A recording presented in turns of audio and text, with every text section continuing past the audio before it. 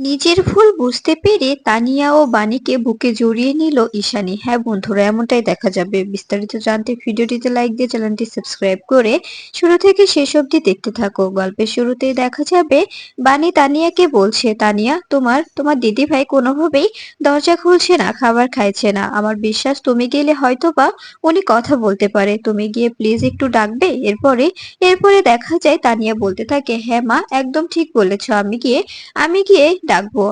ডাকবো এই বলে তানিয়া ঈশানীর দরজায় এসে বারবার ডাকতে থাকে, ও দিদি ভাই দরজাটা খোলো না, আমি তানিয়া, তুমি দরজাটা খোলো প্লিজ।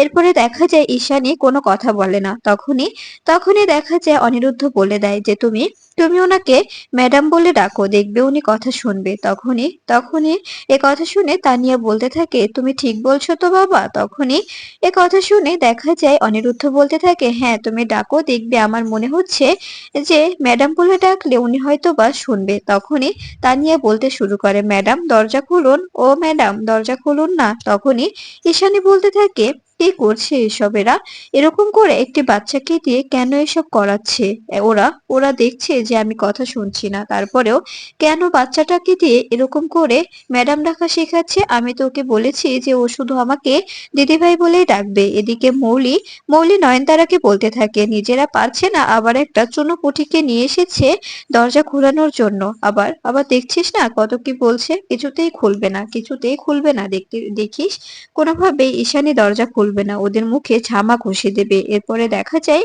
তানিয়ার ডাক সহ্য করতে না পেরে ঈশানী বেরিয়ে আসে আর বলতে থাকে, এসব কি হচ্ছে, তোমরা এটুকু বাচ্চাকে এসব কি শিখাচ্ছ। তখন তানিয়া বলতে থাকে, দিদিভাই আমি নিজেই বলেছি।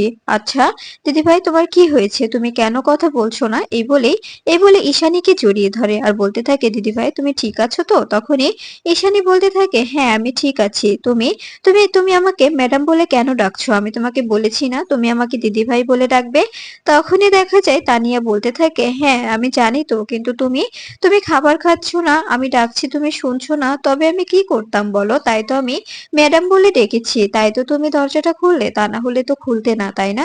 তখনই ঈশানী বলতে থাকে, আর কখনো আমাকে ম্যাডাম বলে ডাকবে না, ঠিক আছে। এদিকে দেখা যায় মৌলি ও নয়নতারা অবাক হয়ে যায় ঈশানী দরজা খোলায়। তখন মৌলিকে নয়নতারা বলতে থাকে, বুঝতে পারলাম না এই মেয়েটা সত্যিই জাদু জানে।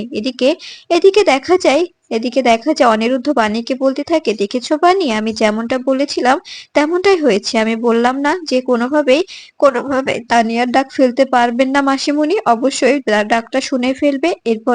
এরপরে দেখা যায় পিনাক্ষী বলতে থাকে, সত্যি তোমার তোমার তোমার ব্যাপার স্যাপার আমি বুঝতে পারছি না ঈশানী, তুমি এরকম পাগলামো কেন করছো, না খেয়ে থাকলে তো শরীরটা খারাপ করবে। তখন ঈশানী বলতে থাকে, আমার শরীর খারাপটা নিয়ে কে কি ভাবে বলতো, কেউ তো কিছু ভাবে না, সবাই তো যে যার জায়গায় পজিটিভ, আমি আমি শুধু মাঝখান থেকে ফেঁসে গেছি, তাই তো সবাই আমার সঙ্গে এমন করছে। এ বলেই তানিয়াকে ভেতরে নিয়ে চলে যায় ঈশানী। তখনই নয়নতারা বলতে থাকে, আমি বুঝতে পারছি না এই ঈশানীর ব্যাপার স্যাপার কি, ঈশানী কি করতে চাইছে।